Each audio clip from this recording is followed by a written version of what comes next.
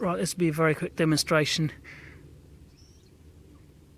Not usually the way I'd do it, but to see how effective this product is, I'm just going to quickly whack over this lens here. I have to do it one-handed so it'll look cockeyed, but you'll get the idea of how it works.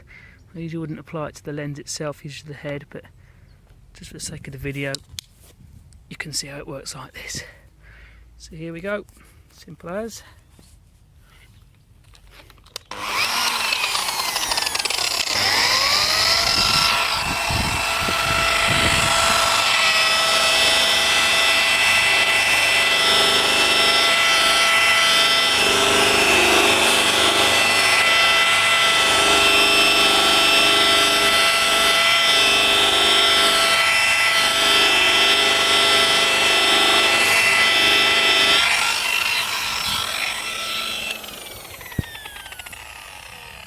There you go,